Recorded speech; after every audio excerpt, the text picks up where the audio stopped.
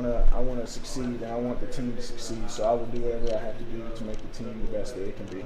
You mentioned Coach Chaney's brilliant. Can you describe maybe a couple example or two of where you've seen that brilliance really kind of show up?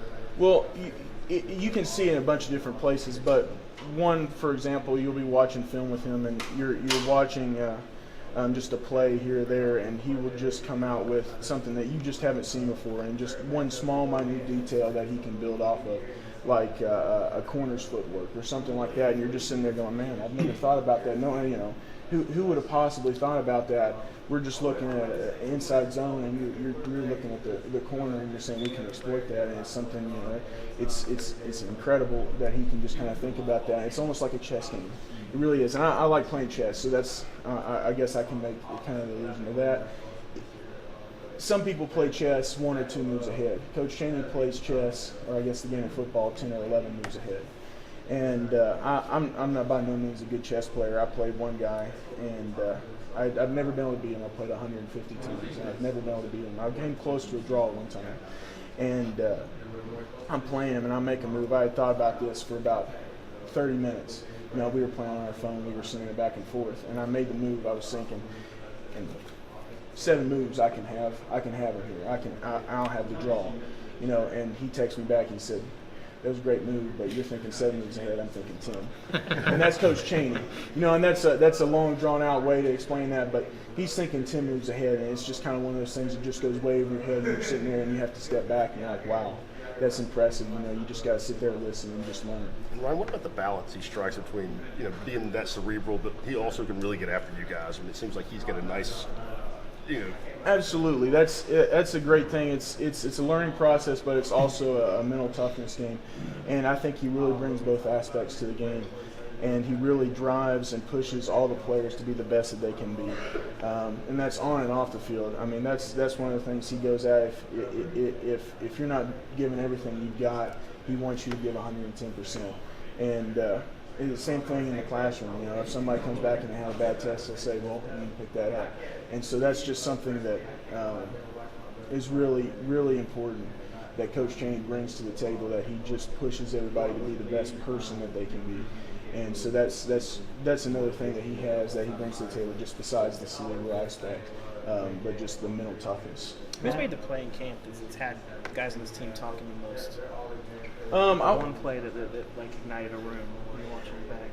I wouldn't necessarily say there's one play. I think we've really got an atmosphere that's been going on during this camp from a lot of the players that have really stepped up and are leading the team and are really pushing the team to be the best that they can be. And so there's a lot of excitement, and it's not just coming from one person. It's not just coming from one play.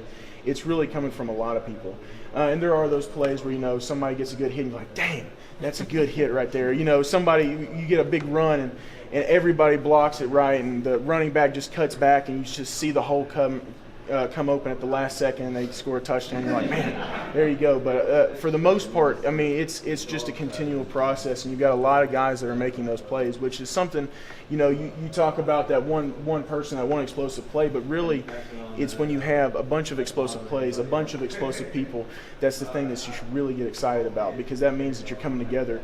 And going back to what I said before, you're doing your job. All 11 people are doing your job, not just one person. It's all 11 people, every play, every down. And that's when you start making those big breaks, those big plays, is when people start doing it. Because football is not just about that explosive play, but it's about those plays that lead up to it. Just like I was talking about in chess, it's the plays before that lead up to the explosive plays. It's the inside zone, outside zone, boom, we hit a 15-yard run. Play, 2 yards, 3 yards, boom, we score a touchdown. It's those plays before that lead to that long play.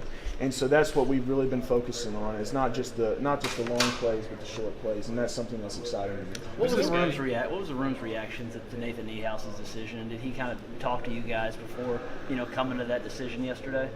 We wish Nathan the best, and I know God's going to put him where he needs to go.